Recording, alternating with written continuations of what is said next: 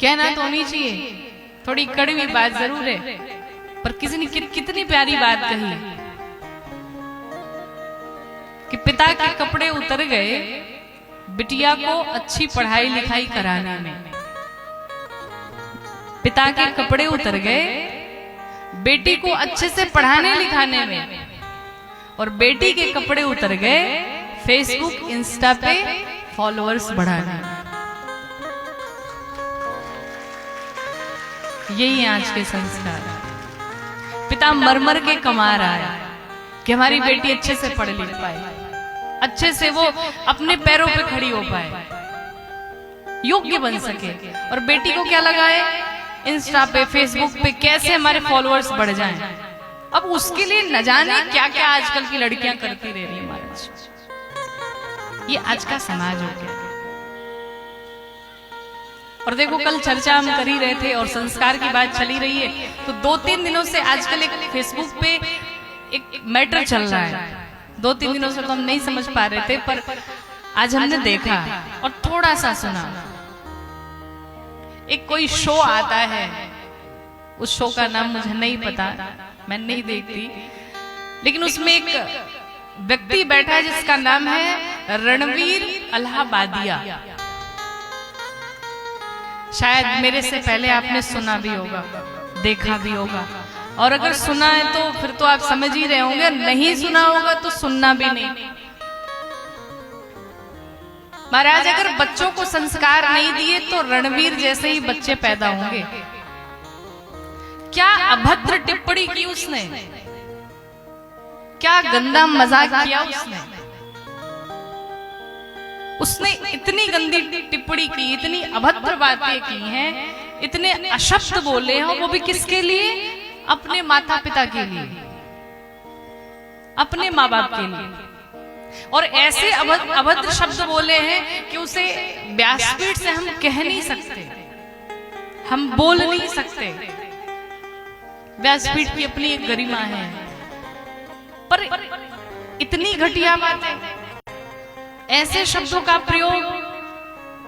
अब तो कान में जब वो बातें गई तो लगता ही नहीं कि हम भारत देश में रह रहे हैं, लगता ही नहीं कि यही हमारा भारत देश है। समझ में नहीं आता कि आजकल के बच्चे क्या से क्या कर रहे हैं।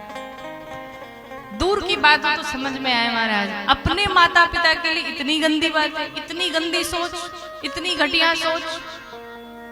और मुझे लगता है महाराज कि ऐसे व्यक्ति को गधे पर बिठा करके इसके मुख में काली पोत करके इसे घुमाना चाहिए। और सिर्फ इतना ही नहीं, मैं तो इस व्यासपीठ से निवेदन करना चाहती हूँ हमारे आदरणीय यशस्वी प्रधानमंत्री आदरणीय नरेंद्र मोदी जी से एवं अपने उत्तर प्रदेश से आदरणीय मुख्यमंत्री जी से भी निवेदन करना चाहूंगी कि ऐसे व्यक्ति को जो हमारे सनातन पर कुठारा घात कर रहे हैं, जो हमारे सनातन धर्म को क्षति पहुंचा रहे हैं, ऐसे व्यक्ति के ऊपर कड़ी से कड़ी कार्रवाई होनी चाहिए। ऐसे व्यक्ति के ऊपर कड़ी से कड़ी सजा होनी चाहिए। इसे तुरंत जेल के भीतर भेजना चाहिए ताकि आगामी ऐसे शब्दों का कोई प्रयोग तक न कर पाए। इतने घटिया शब्दों का प्रयोग आप सोच भी नहीं सकते हैं। और ऐसे शब्दों को सुनने, और विडंबना तो ये है, दर्शन करिए, विडंबना ये है कि जब ऐसी बातें चल रही थी तो उसमें कुछ लोग बैठे हुए भी थे सुनने के लिए। जैसे आप लोग बैठे हैं वैसे वहां पर भी कुछ लोग सुनने के लिए बैठे थे, और वो लोग भी मजे में तालियां बजा रहे हैं। बताओ कितनी विचित्र स्थिति है कि ऐसी बातें सुन करके लोग हंस रहे हैं, एंजॉय कर रहे हैं, तालियां बजा रहे हैं। एक शब्द से कोई बच्चा बिगड़ सकता है, कुछ गलत दृश्य देखने से उसका जीवन बर्बाद हो सकता है, लेकिन फिर भी वहां पर लोग बैठे बैठे तालियां बजा रहे। किसी ने एक प्रतिक्रिया नहीं दी उसके खिलाफ, कुछ नहीं बोला किसी ने। एक कानून ऐसा होना चाहिए कि हमारे सनातन के विषय में कोई कुछ भी अगर बोलता है तो उसके ऊपर कड़ी से कड़ी कार्रवाई होनी चाहिए।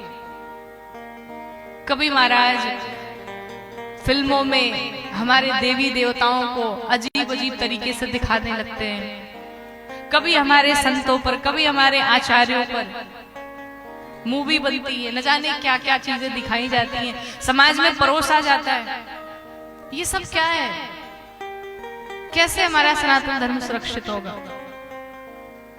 और जब बच्चों को संस्कार नहीं देंगे तो ऐसे ही रणबीर जैसे ही कुत्ते पैदा होंगे महाराज, ऐसे ही नालायक पैदा होंगे। व्यासपीठ की अपनी गरिमाएं हैं, बहुत कुछ नहीं कहा जा सकता है, पर ऐसे नीच व्यक्ति को, ऐसे घटिया व्यक्ति को तुरंत कार्यवाही करके इसे जेल में बंद कराना चाहिए। और ये सिर्फ मेरी जिम्मेदारी नहीं है, ये सिर्फ व्यासपीठ की जिम्मेदारी नहीं है।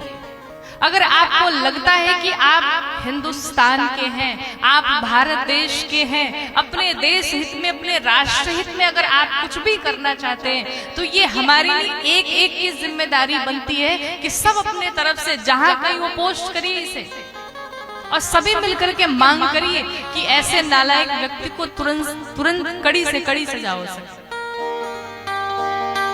इतने गंदे आदमी को, इतने गंदे व्यक्ति को, ये सबकी जिम्मेदारी बनती है ताकि आगे चल करके ऐसे शब्दों का कोई प्रयोग तक न कर पाए।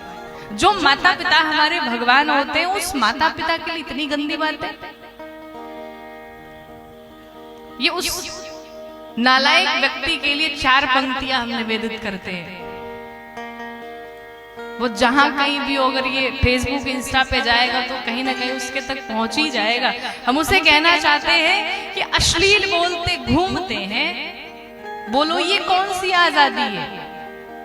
अश्लील बोलते घूमते हैं, बोलो ये कौन आजादी है?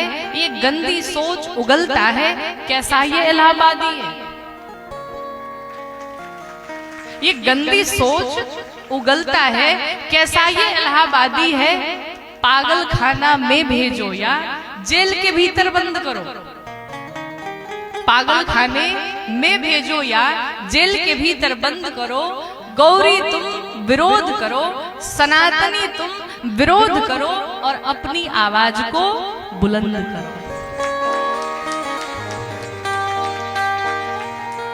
सिर्फ ताली बजाने से नहीं होगा महाराज, कुछ करना भी पड़ेगा।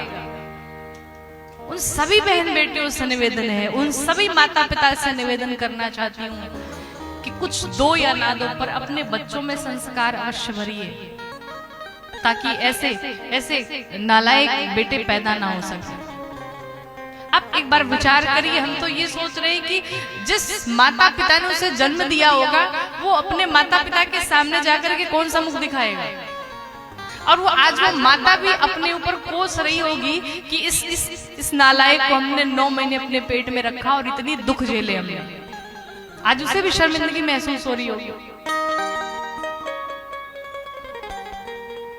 तो हमारे इस देश में एक ऐसा सनातन का एक कानून बनना चाहिए कि कुछ भी कोई ऐसा बोले, कोई भी ऐसी बातें करे तो उस पर विरोध हो।